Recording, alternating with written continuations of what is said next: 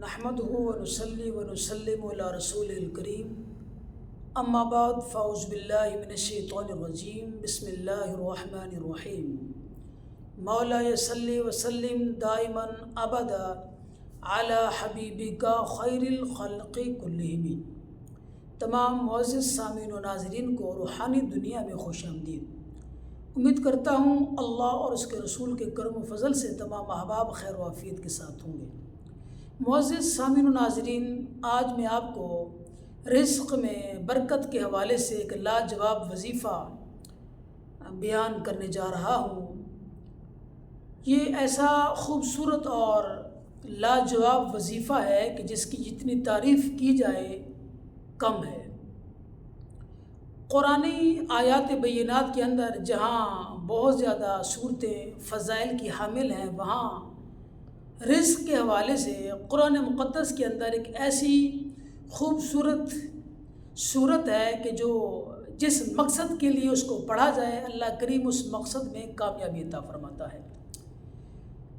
معزز محتشم سامعین و ناظرین، جو لوگ رزق کی وجہ سے پریشان حال ہوتے ہیں، حدیث مبارکہ سماعت فرمائیں کہ رحمت کونین صلی اللہ علیہ وآلہ وسلم نے ارشاد فرمایا کہ رزق بندے کو ایسے ڈھونڈتا ہے کہ جیسے موت، اور جب تک بندہ اپنا رزق مکمل نہ کر لے تب تک اسے موت نہیں آتی۔ جو احباب رزق میں بندش کے حوالے سے، رزق میں کمی کے حوالے سے پریشان ہیں، ان کے لیے ایک لاجواب اور خوبصورت قرآنی وظیفہ ہے۔ اپنا روزانہ کا معمول بنا لیں، اس سورہ مبارکہ کو روزہ پڑھیں جو میں آپ کو بتانے جا رہا ہوں۔ چند ہی روز کے اندر انشاءاللہ العزیز آپ دیکھیں گے کہ اللہ کریم آپ کے رزق میں برکتوں کا نزول فرمانا شروع فرما دے گا، اور انشاءاللہ العزیز چند روز کے اندر آپ کی طرف رزق کے دروازے اللہ کریم کھول دے گا۔ جو رزق کی کمی ہے یا بندش ہے انشاءاللہ العزیز وہ ختم ہو جائے گی۔ سب سے پہلے آپ سماعت فرمائیے کہ اس وظیفے کو کب تک پڑھنا ہے۔ اس وظیفے کو آپ تا حصول مراد اس کو آپ پڑھتے رہیں گے۔ صبح نماز کے بعد سورہ یاسین، قرآن مقدس کا دل، یہ سورہ مبارکہ 22ویں پارے کے اختتام سے شروع ہوتی ہے اور 23ویں پارے کے پہلے 3-4 رکوع اس سورہ مبارکہ کے اندر ہیں۔ پڑھنے کا طریقہ یہ ہے کہ صبح نماز کے بعد اس سورہ مبارکہ کی تلاوت کیجیے اور اس کو مبین کے ساتھ پڑھنا ہے۔ پڑھنے کے بعد پانی پر پھونک لگا کے اہل خانہ کو پلا دیجیے، خود پی لیجیے۔